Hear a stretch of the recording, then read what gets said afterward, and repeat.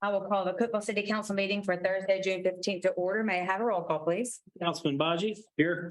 Councilman Walker. Here. Mayor Wheaton. Here. Vice Mayor Eldridge. Here. Councilman Gilbert. Here. 5 present. Thank you. At this time, I would like to ask those that wish to do so to stand for the invocation given tonight by Pastor Chris McMichaels of the Grafted Word Church, followed by the Pledge of Allegiance.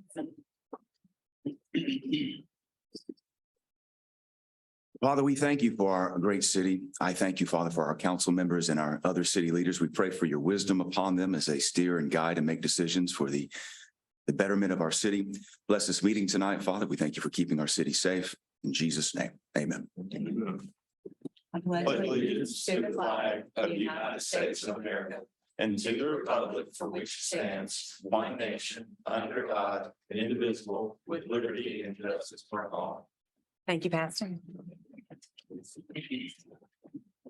Before we get started, I did want to make a note. We are going to start implementing a little bit different process that we've done previously due to some legislation that's come through that has asked for council meetings to have a moment where public can speak on any agenda item. Typically, we have a moment where people can speak at the end of the meeting on non-agenda items, but that is changing. And so it doesn't come into effect until July 1st, but we're going to start practicing it now. So y'all will hear me kind of run the meeting a little different, a little grace while we figure out exactly how it works, but just want to let y'all know that people will be allowed to speak after every agenda item. And I think that's a good thing. I'm looking forward to that. So people can have a moment to let us know what they think about everything going on. So just wanted to let y'all know that. So on item 3, consider approval of agenda as presented. Are there any changes? No changes. Thank you. So see, do we allow, is it after every item? Just agenda items. Just action item. Okay, all right. See, I'm learning as well as we go. Is there a motion on the agenda as presented? So moved. Motion made by Councilman Baji. Is there a second? Second. Second by Vice Mayor Eldridge. Any discussion? All vote.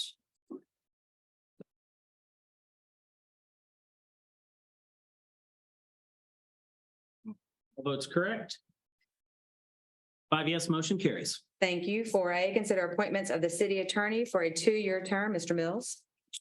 Mayor and council members, the current term of Dan as our city attorney expires on July 1, 2023. The city attorney is appointed by the council for a term of 2 years. I'm very happy to announce that Dan has agreed to serve, if reappointed, for an additional 2 years. Dan's been our attorney since 2007, and honestly, I couldn't do without him. I'm so very grateful that he's agreed to continue to serve, and I would strongly recommend his reappointment.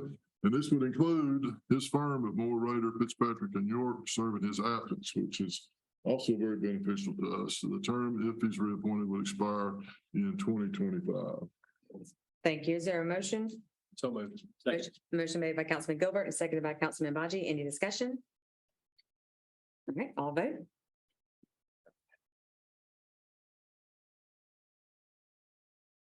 All votes correct. 5 yes, motion carries. Thank you. 4B. I do want to thank everybody for your confidence in the to serve for 2 more years. I enjoy this immensely, and I'm always here to answer any questions anybody has and try my best. And I just want you to know how much I really appreciate this. We appreciate you for sure. Thank you, Dan. Thank you. Item 4B, consider an appointment of the city judge for a 2-year term. Mr. Mills. Mayor, council members, the current term of Joy Buck Gothard as city judge expires July 1st. Joy was appointed to complete the unexpired term of David Ledbetter, the city judge, as does the city attorney. So it's a 2-year term. Ms. Gothard has agreed to serve if reappointed, and I would strongly recommend for her reappointment for a term to expire in 2025. Joy's done a fantastic job. She's led our city court to a night court, which I think is going really well, and we're really happy with what she's doing for us, and appreciative that she's agreed to continue to serve if reappointed. Thank you. Do we have a motion? Motion made by Vice Mayor Eldridge. Is there a second? Second. Second by Councilman Baji. Any discussion? All vote.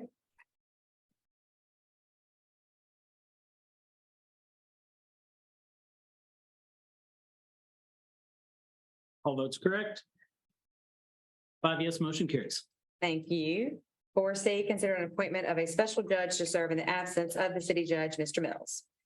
And council members, when Joy accepted the position as chief judge, she previously served as a special judge. And when she did accept that, the council appointed Dana Looper as special judge. And she's filled in, I think, once, which that's what that position does. It fills in when our the full-time judge can't be there.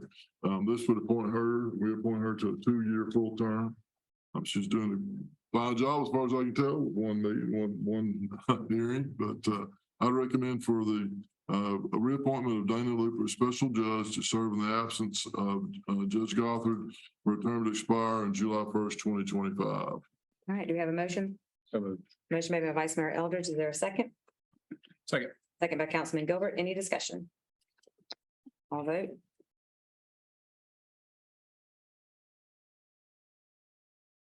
All votes correct. 5 yes, motion carries. Thank you. 5A, consider approval of minutes of the council meeting held on June 1st, 2023. Is there a motion? So moved.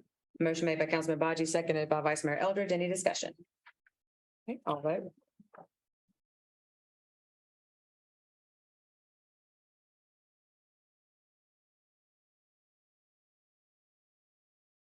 All votes correct. 5 yes, motion carries. Thank you. 5B, consider on second and final reading ordinance O-23-0509, amending the zoning code to allow medical clinics in the CR Regional Commercial Zoning District as a use permitted by right. Mr. Ward. Thank you, Mayor and council members. As I reported in our work session Monday, we have received some calls just relative to parties that are submitting properties on the VA clinic to check on the status of this. Other than that, we've had no other calls. There have been no changes, and I recommend approval on second and final reading. Thank you. Is there a motion? So moved. Second. Motion made by Councilman Walker, seconded by Councilman Baji. Any discussion? Okay, and so At this point, you said. this, yes. So no comment by the council. Is there anyone who would like to speak on this agenda item? Okay, seeing none, we will take a vote. We got a motion and a second. Yes, so we'll go ahead and vote on this agenda item.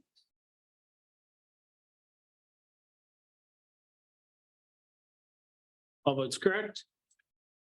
5 yes, motion carries. Thank you. 5C, hold a public hearing and consider on second and final reading ordinance O-23-0614, adopting the annual budget for the fiscal year beginning July 1, 2023 and ending June 30th, 2024 for the Cookeville Regional Medical Center. Ms. Keith. Thank you, Mayor Wheaton and council members. As you know, we presented the first reading, and we have no changes from that ordinance, and we're now requesting our final approval for the second reading. Thank you. Is there a motion? So moved. Motion made by Vice Mayor Eldridge. Is there a second? Second. Second by Councilman Walker. This does require a public hearing. So is there anyone who would like to speak on this agenda item? Okay, seeing none, we will close the public hearing portion. Is there any discussion from the council? Okay, we'll go ahead and vote. Thank you.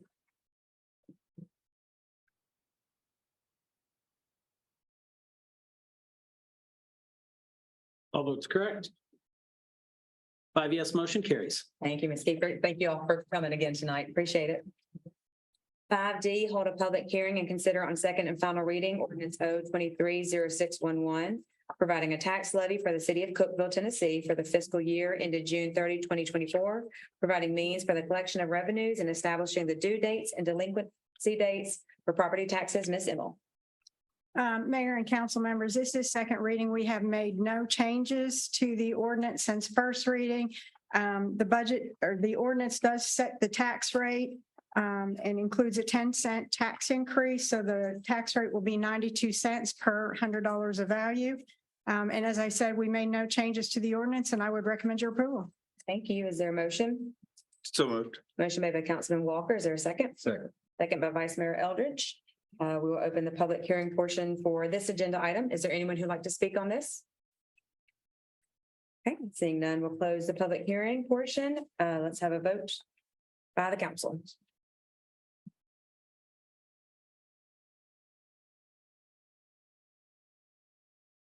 All votes correct. Five yes, motion carries. Thank you. 5E, hold a public hearing and consider on second and final reading ordinance O 230612, authorizing appropriations for financial aid to public service, nonprofit and charitable organizations for the fiscal year ended June 30, 2024. Ms. Emmel.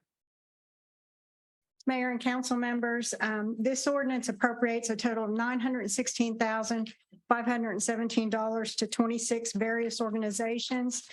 We have made no changes in the ordinance since first reading. I'd be happy to go through all the appropriations if you need me to, but I would recommend your approval on second and final reading. Thank you. Is there a motion? Motion made by Councilman Raji. Is there a second? Second by Vice Mayor Eldridge.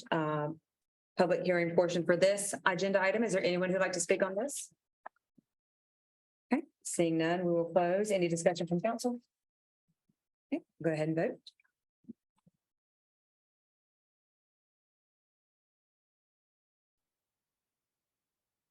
All votes correct. Five yes, motion carries. Thank you. 5F, hold a public hearing and consider on second and final reading ordinance O 230613, adopting the annual budget for the fiscal year beginning July 1, 2023, ending June 30th, 2024 for the city of Cookeville. Ms. Emmel. Mayor and council, this ordinance is the ordinance that adopts the budget for fiscal year 24 for all of our funds. We went through every fund in detail on first reading. We have made no changes to any of the funds since first reading. So let me just jump ahead here to the summary slide at the very end.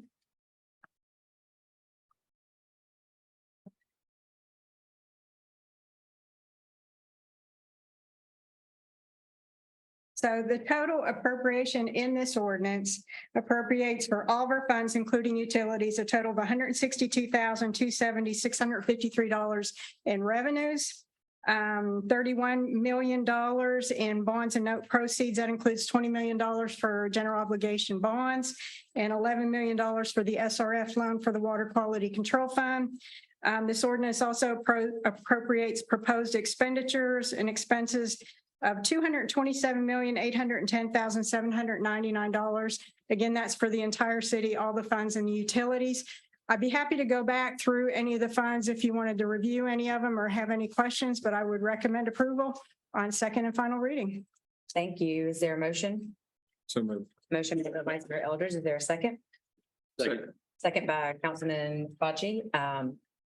Anyone who would like to speak on this agenda item? Okay. Is there any discussion from the council? Thanks for the work. Yep. Thank you. Thank you. All right, we will go ahead and vote.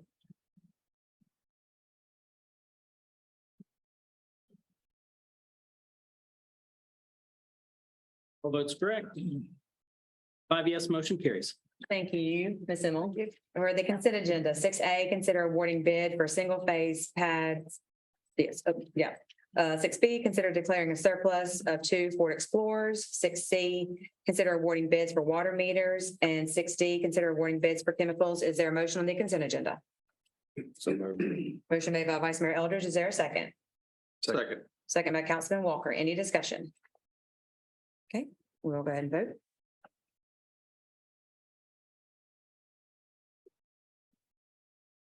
All votes correct. Five yes, motion carries. Thank you. Into new business, 7A, hold a public hearing and consider resolution R 230608, a resolution to adopt a plan of service and annex certain territory upon written consent of the owners and to incorporate the same within the boundaries of the city of Cookeville, Tennessee for the TT of HCP Hawkins Crawford Road annexation area located off Tennessee Avenue on Hawkins Crawford Road, further identified as tax map 064, parcel 018.01. Mr. Ward. Thank you, Mayor and council members. Here's a general location of the property under consideration for annexation. Here is a site map of that parcel. It's an aerial view. This has changed somewhat due to the grading activity happening on this adjacent parcel at the moment. Here's our existing zoning designation in this area of the city and our future land use plan.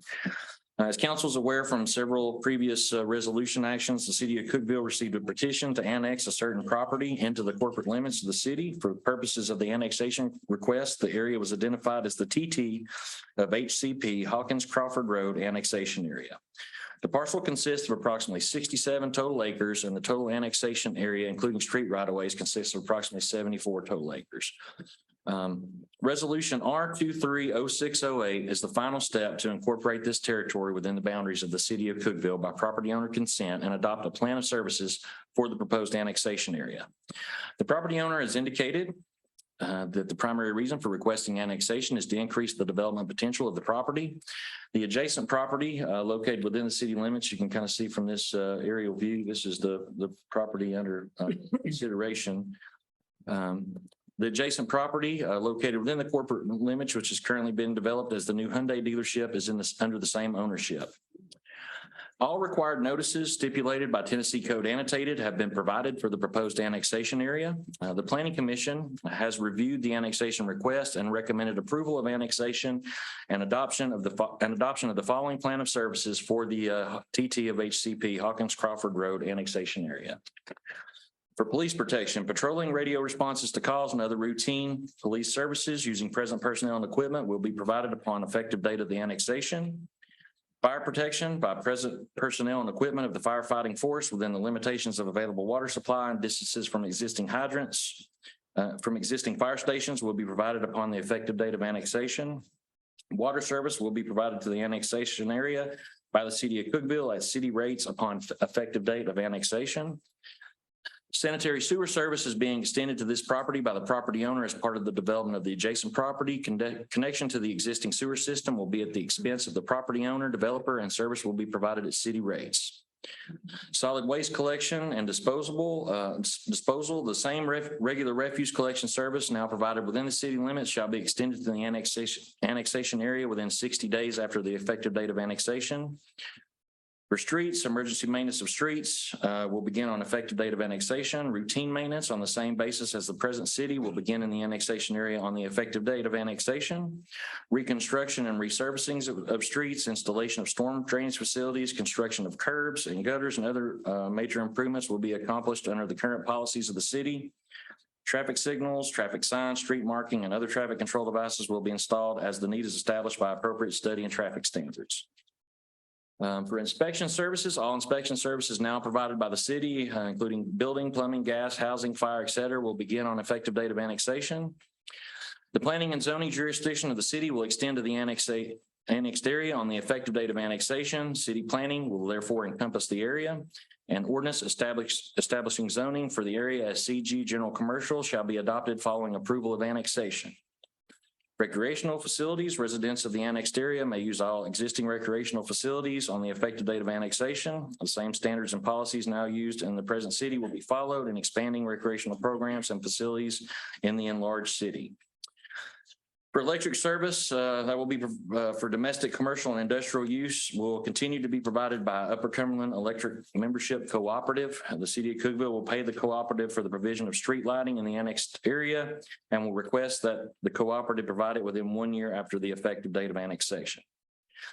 Natural gas is provided by the city of Cookeville in the annexation area and is available, and it will be extended based on customer demand and when economically feasible. The annexation for the subject area will be effective immediately following adoption of resolution R230608. I recommend approval, and I'm happy to answer any questions from council. Thank you. Is there a motion? So moved. Motion made by Councilman Walker. Is there a second? Second. Second by Councilman Gilbert. We'll hold the public hearing portion for this agenda item. Is there anyone who would like to speak on 7A? Okay, seeing none, we'll close. Oh, go ahead. Yes. Across the street has nothing to do with it, right? But I live right here.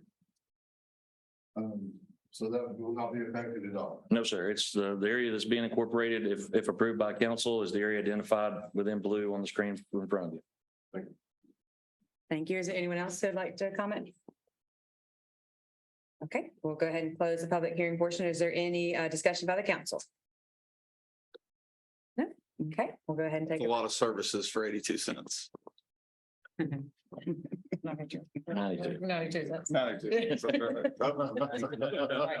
Thanks. All right, we'll go ahead and vote.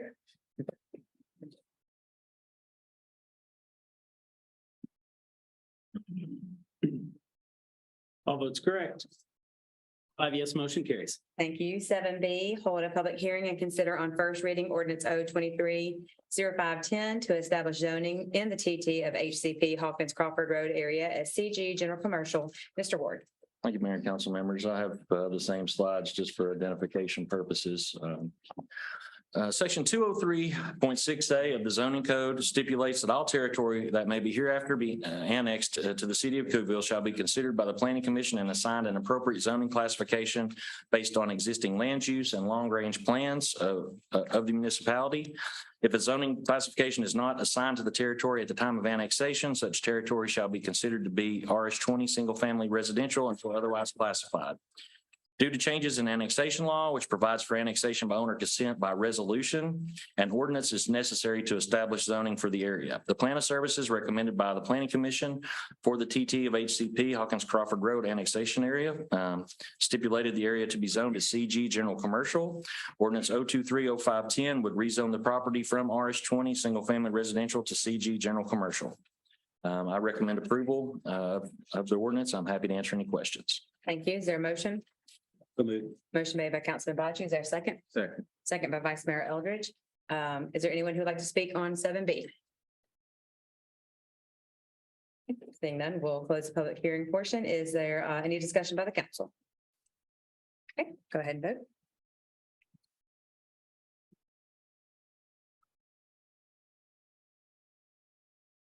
All votes correct. Five yes, motion carries. Thank you. 7C, consider resolution R 230609, a resolution authorizing the submittal of multimodal access grant application to the Tennessee Department of Transportation for the purpose of installing sidewalks along State Route 24, East Spring Street, committing the city to the local funding match and acknowledging responsibility for future maintenance. Mr. Ward. Thank you, Mayor and council members. The city of Cookeville applied for a multimodal access grant through the Tennessee Department of Transportation in 2014 to install sidewalks along East Spring Street from the East Triangle intersection of East Spring Street and East Broad Street west to Old Kentucky Road. The project included two sidewalk segment connections along Carlin Drive and Raider Drive to the Cookeville Community Center and Avery Trace Middle School. The city was awarded this grant in 2015. Due to significant cost increases since the grant was approved, the city requested and TDOT approved a revised scope to the 2014 grant to break the project into phases. Phase one was constructed. Phase one has constructed sidewalks from Old Kentucky Road to Raider Drive, and these are some photos you can see of this completed project. It was just completed in June of 2023. The city applied for another multimodal access grant in 2021 for a second phase to continue the project. And again, due to cost, the city has requested revisions to the scope to stay within the allocated grant funding. The 2021 grant was for $1 million with a 5% match. Resolution R 230609 would authorize the city to apply for the 2023 multimodal access grant through TDOT for a third phase of the project. The maximum grant award has increased to $1,250,000. However, matching funds from the city have increased to 10% and as determined by the economic status designation of Putnam County. Well, here's a map. The area in red is the phase one that's currently completed. The 2021 grant currently is for this remaining uncompleted segment. We have met with TDOT and asked to revise the scope further to keep the scope in grant funding, the maximum grant funding amounts. And this resolution would authorize us to apply for a third phase to continue the project and try to complete this. So I recommend approval of the resolution. I'm happy to answer any questions council has. Okay, is there a motion? Motion made by Councilman Bajee. Is there a second?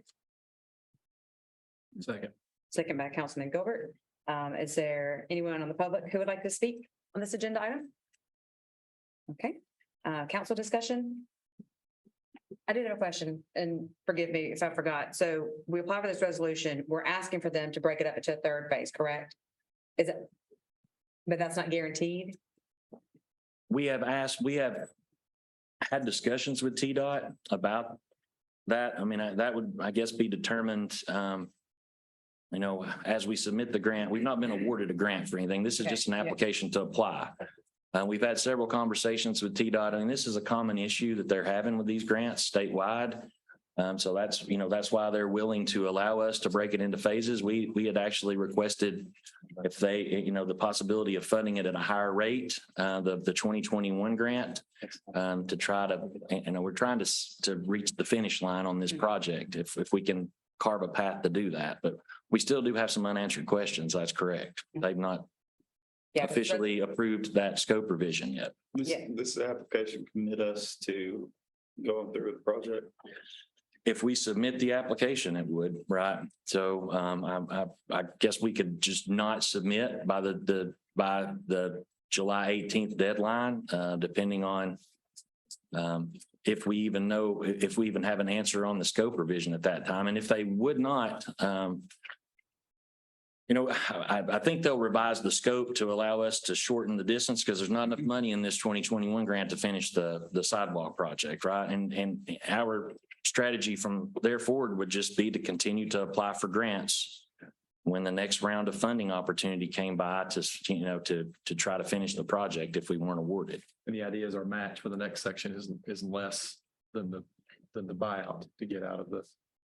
I did some very preliminary looks at that, and I had a call with TDOT on Thursday afternoon for discussions, right? And our local programs manager had suggested that we speak with our consultant through TDOT to make that determination, because very specifically, they would want to carve out every dollar that was spent on the segments so far for right-of-way and engineering and design where we would not have put in sidewalks, right?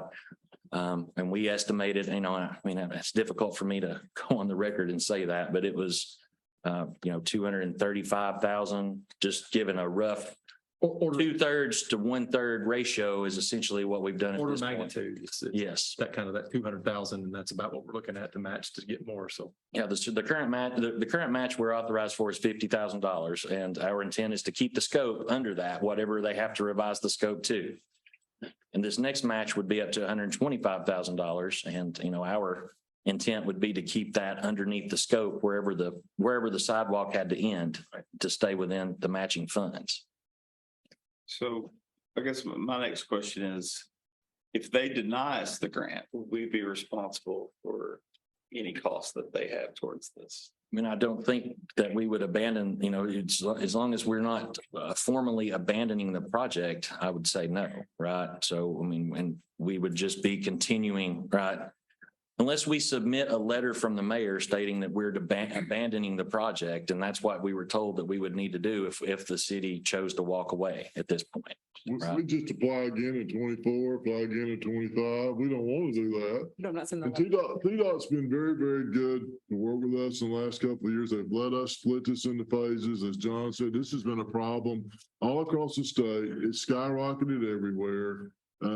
But the strategy here is to break this down into multiple grants so that our portion is not like it was on this first segment. To get it done, we spent, John, what, $500,000 in that neighborhood? 400 plus, yeah. Okay. So if we're successful with these two additional grants, what we've got in it's 400 to 500,000 plus another 175,000. If we want to go, and I think this is the strategy, it's just to do multiple grants. I've directed John that we won't want to apply for anything more than what our 5 and now 10% match is. And the goal then would be, if it works out the way John's worked on this, we would have less in this to get it finished than we would to pay and walk away. And that's what our strategy is here. Because again, we'd have about I don't know if it's somewhere between 400 and 500,000 plus another 175,000. We'd have 675 instead of the additional 235 or 250. We'd have to write a check to TDOT for to walk away. Yeah, this is not. We all recognize this is not ideal. I know there was a letter. There was a story in the paper about a sidewalk to nowhere. Yeah, we're just as frustrated as anybody. All right, but we're trying to figure out what's the best bang for our buck here. And I'll point out too, this does connect. You see the little blue lines on here? Those are existing sidewalks. There is a way to connect. It's not a sidewalk to nowhere. Okay, there's also schools on this, apartments, the YMCA. So yeah, it connects. Anyway, I'm just a little sensitive about it. It's going on 10 years on this thing. It's driving me nuts. I didn't have gray hair when we did this. It's near and dear to him. Anyway, we're trying to present, and I really commend John has worked very, very hard on this, get TDOT to, and they've been very gracious to work with us, but we're trying to figure out, is there a way to finish this and have less in it than if we just walk away?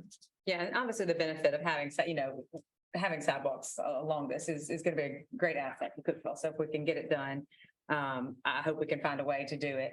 I appreciate you putting the burden on me as to being the one that has to abandon the project. I did not know that going into this. Maybe by the time I'll be done as mayor before we have to abandon the project. Hopefully we probably. don't have to. Yes. But yeah, I do appreciate, I know this has been a lot of work. And I would like to see it come to fruition eventually. I mean, we're just trying to carve a path to the Yeah. finish line. And, unfortunately, I don't have all the answers, but this is the only next answer I have at this point, right? Is to try to continue to apply and continue the project. So I guess one of my frustrations with this project is that we're spending so much money on traffic safety, on construction, on things that are going to happen again when that road gets improved. And it eventually, probably sooner rather than later, will need further improvement. Portions of that road are kind of underserviced as it is now. I would just like to see that conversation go to kind of a logical discussion with TDOT and say, look, if we re-geared towards a better project on this road, if we both pooled our money and moved towards a more practical project that improves the road and the sidewalks, then I think that should be a part of our discussion. I mean, I hate to put all this money into sidewalks and ignore the traffic issues and kind of ignore this doubling up on construction costs and things like that. I think that if we can have that conversation with them, surely we can common sense this into a better project. And that's just a simple point of view, but I think there's no reason government can't figure that out. And I think that's TDOT's fully aware, of this segment of street, right? But I don't even think there's any project initiated to, there's not even a thought to increase it other than our ask of them. We've definitely put it on their radar. That it was a failing level of service in our last major street plan update and our last evaluation, but I understand your point. Any more discussion? We'll go ahead and take a vote.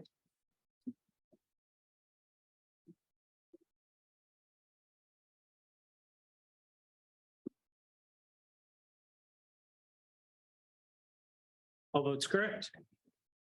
Yes, motion carries. Thank you. Thank you. Thank you, Mr. Ward. 7D, consider on first reading ordinance 0230617, amending the municipal code of the city of Cookeville, Tennessee, Title I, Chapter 1, City Council, Mr. Mills. Mayor, council members, the state recently passed legislation that affects how local governments can conduct their meetings. Public Chapter 213 requires that meeting agendas shall be made available at least 48 hours prior to a meeting, and the local government can only act upon items listed on the agenda. And to add items to the agenda, it requires that we adopt bylaws or properly adopted rules and procedures. This ordinance does that. Also, this ordinance addresses Public Chapter 300, which requires that local governments reserve a period for public comment on matters that are germane to items on the agenda. You mentioned on this, Mayor, we touched on this to start the meeting, but this section, we decided the best way to do this, not do bylaws or have it in just in our meeting minutes, was to actually codify this, put this in our municipal code so that future councils will know what the proper procedures to follow. The ordinance section 1 the current municipal code lists how the order of business But that's not what we followed for many, many years. Darren has worked on this, and section 1 of this ordinance specifies the actual how we follow the order of business for our council meetings. So, and then, excuse me, in section 2, where is section 2? Can you go to the next one there, John? Yeah. In section 2, this also is sort of a housekeeping matter that we're doing with this ordinance. Currently, the municipal code specifies a certain year for Robert's Rules of Order. And so instead of just going back every time Robert's Rules of Order, a new edition is presented and amending the code, this just specifies that whatever the latest edition of the Robert's Rules of Order is what we will use to make decisions with in terms of the order of the meeting. And that's in section 2. Now, section 3 is a provision that deals with how we add items to the agenda and also how the procedures for allowing public comment. This does allow that once the agenda's been published, that we can add items all the way up to the beginning of the meeting.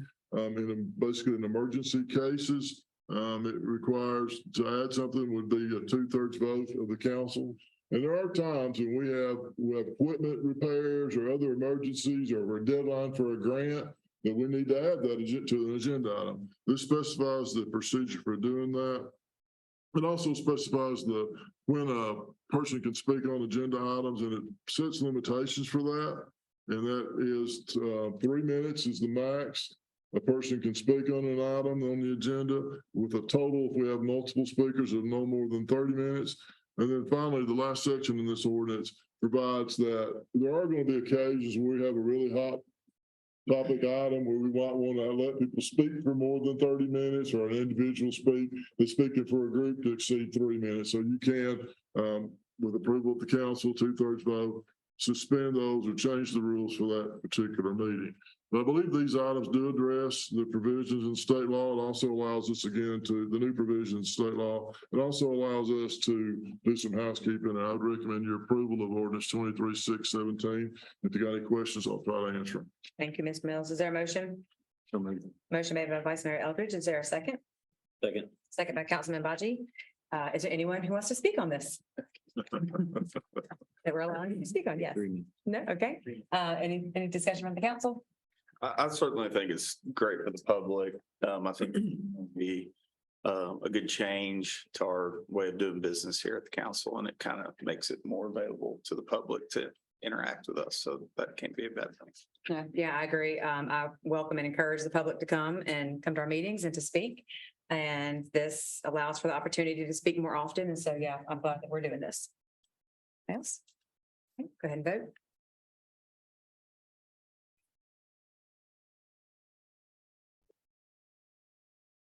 All votes correct. 5 yes, motion carries. Thank you. 7E, consider approval to purchase one Pierce 100 heavy-duty aerial tower truck utilizing the HGAC by purchasing cooperative. Chief Young. Mayor and council members, we're requesting to purchase a Pierce 100-foot heavy-duty aerial tower. This would be purchased through the HGAC by utilizing the contract number FS 12-19. The purchase price for this is $2,171,945.20. The build time estimate's 41 to 43 months. I've got a schematic here. It kind of shows the overall layout of it. And there's a picture on here that kind of represents what it would look like from another department. This would replace Ladder 2, which is currently at Station 2 on North Washington Avenue. We have this budget in upcoming fiscal year capital expenditures. However, Pierce has a price increase of 2% coming up July 1, which would be about $43,000 increase. That's the reason I'm presenting it to you tonight, to save that money and lock in that price. I'll be happy to answer any questions you have. If not, I'd ask for your approval. Thank you. Is there a motion? Motion made by Councilman Baji and seconded by Vice Mayor Eldridge. Any discussion? I think Go ahead. I was gonna say, I think we should point out that it'll be 41 to 43 months before we write a check for $2,171,000. So this just orders it. And Although it's in the budget, we won't be spending it. Is that Correct. correct there? Yes. Thank you, Chief. Yes, sir. Any more discussion? Go ahead. I'm sorry. Go ahead. We're probably gonna say the same thing. Go ahead. I was just gonna say, if these get any more expensive, we're gonna put a brass plaque on. But thank you, Chief Young, for all your hard work on this and, Yes, sir. Thank you. and bettering our fire department and Appreciate that. the equipment for the guys is very important to Yes, us. sir, it is. And this too also has a platform and increases our height, Yes, sir, it does. tighter turns, Yeah. smaller footprint, all that kind of Yeah, stuff. the one it's replacing is a 75-foot ladder. So this is a 100-foot ladder platform, so it has both. It's easier to operate off any type of rescue or fire extinguisher off a platform than it's trying to offer, off a ladder. It's got a very short wheelbase. It's only about 18 inches longer than the ladder we have now. So you're getting a lot of equipment there for a small package. Well, we can do this. Anybody else? Go ahead and vote.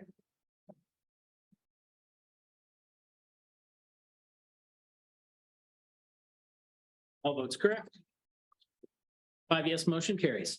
Thank you. Chief Young. 7F, consider awarding bid for 2023 South Jefferson Avenue water line replacement, I-40 to Reagan Street. Mr. Turner.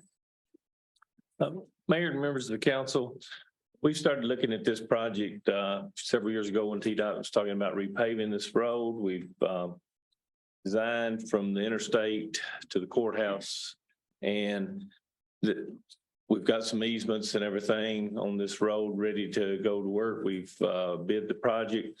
This project includes 14,500 feet of pipe, a lot of gate valves, meter sets. Want to point out there, but nearly $1 million in sidewalk, curb and gutter, and pavement replacement. So there's a lot involved in this project. We took bids. We got a low bid from John T. Hall Construction at $6,227,730. The other two bids were over $8 million, and I'd recommend approval. Thank you. Is there a motion? Motion made by Vice Mayor Eldridge. Is there a second? Second by Councilman Gilbert. Any discussion? Is anybody in the public who would like to speak on this? Sorry, I forgot. Okay, no. All right. Any council discussion? All right, we'll go ahead and vote.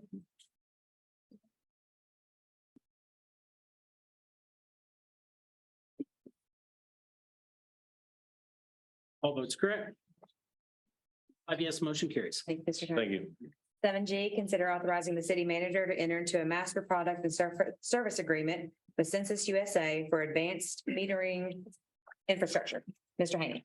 Mayor and council members, I am excited to bring you this agreement for advanced metering infrastructure. I think it has many benefits for both our citizens and the city. We did receive 6 proposals for the AMI system. Those proposals covered all electric, water, and gas.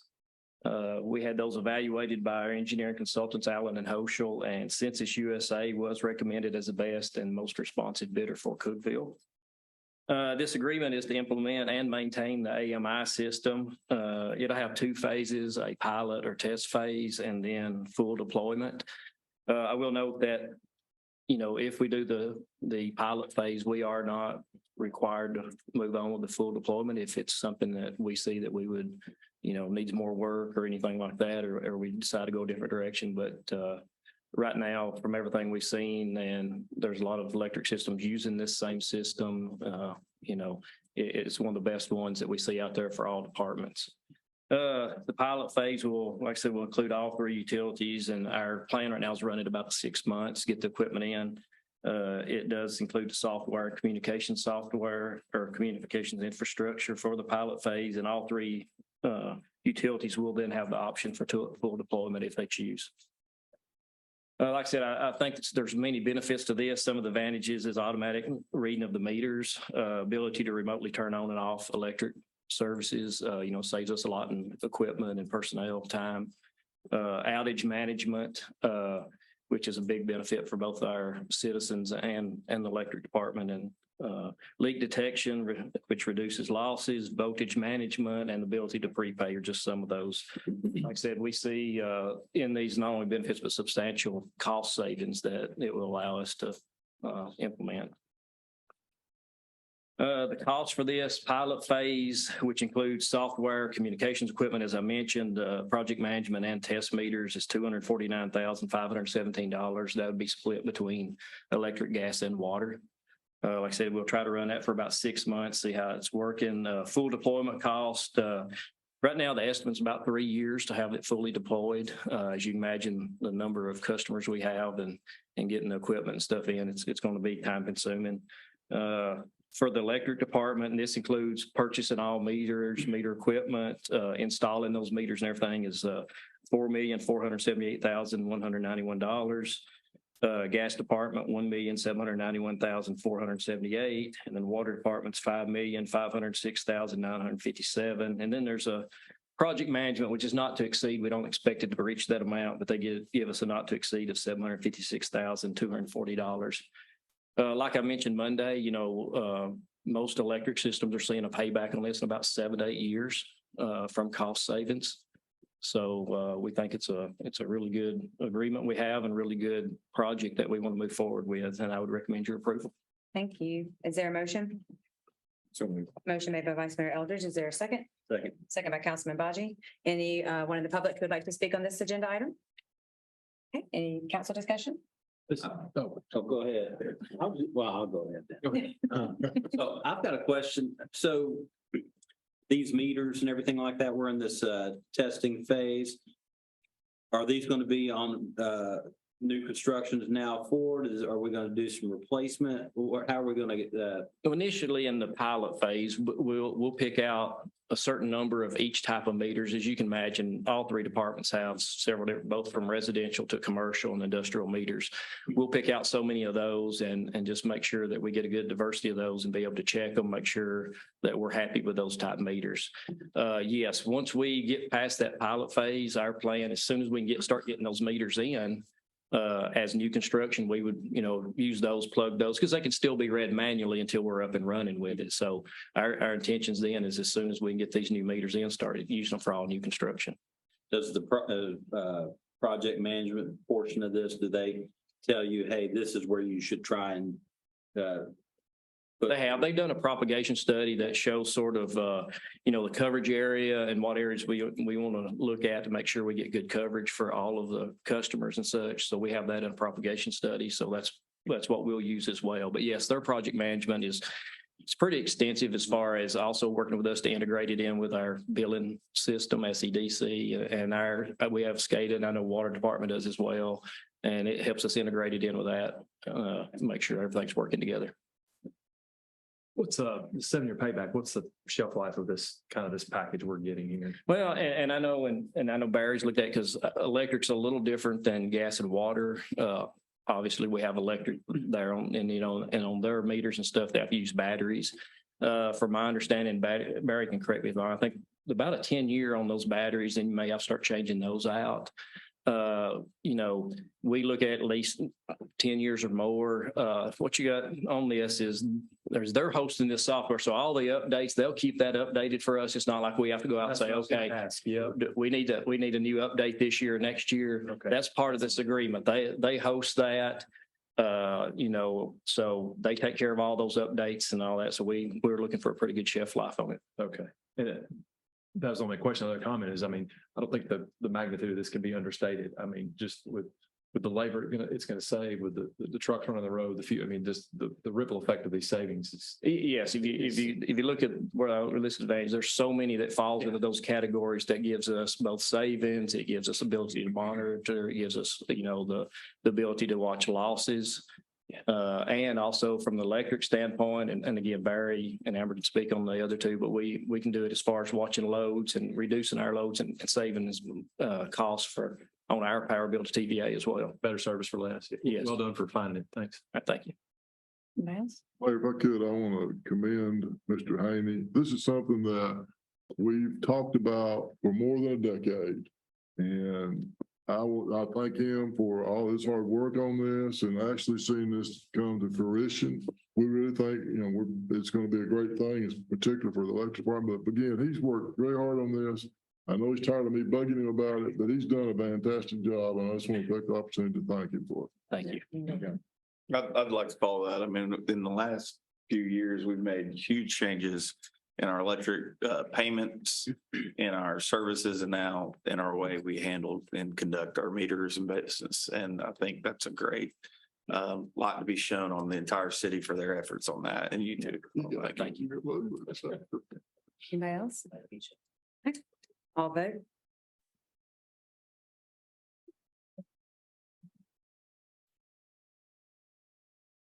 All votes correct. 5 yes, motion carries. Thank you. Thank you, Mr. Haynes. This concludes the agenda portion of the meeting. Is there anyone who would like to speak on non-agenda items to the council? Okay, seeing none, anything from the council? Okay, meeting is adjourned. Very, very,